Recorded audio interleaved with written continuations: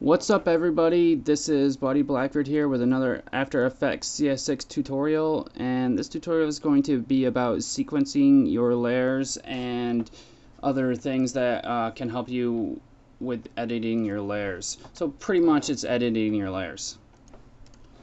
So I'm going to start off with sequencing, and what that does is puts your layers into sequential order in the timeline, and it's good for such things as creating slideshows, or if you're kind of like editing your footage inside After Effects to be a little quicker, then you can do it that way also. And it even creates things like cross dissolves and stuff.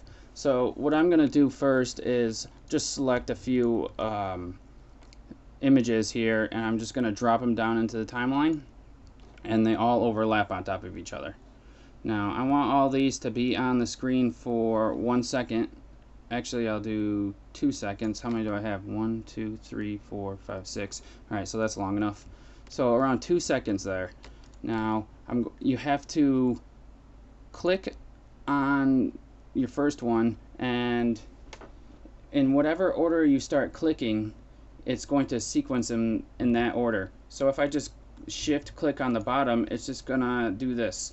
So right click and then come up here to keyframe assistant, and then come over here to sequence layers, and I'm going to uncheck overlap for now, and I'm going to hit OK, and now you can see what I'm talking about, what it does.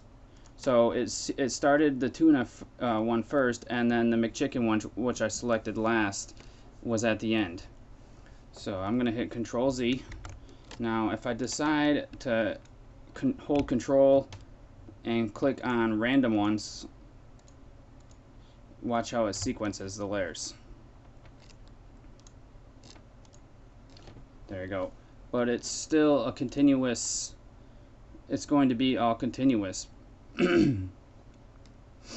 Now it's rendering. I hit the RAM preview button, but I'll just go across on the screen, and you can see that they go in sequence there.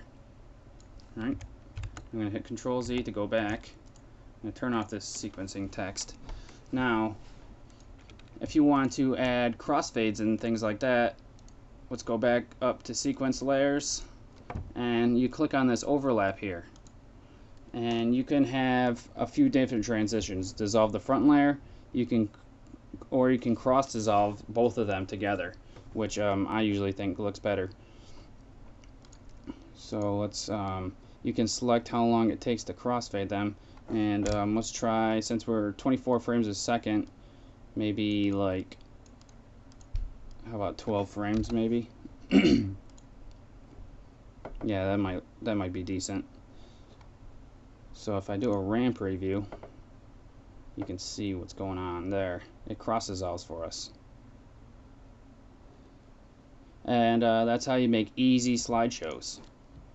No need to really use like PowerPoint anymore. If I select these and I hit U to bring up all the keyframes, you can see what's going on here. The opacity of these is changed. It puts opacity keyframes in there for you. Alright.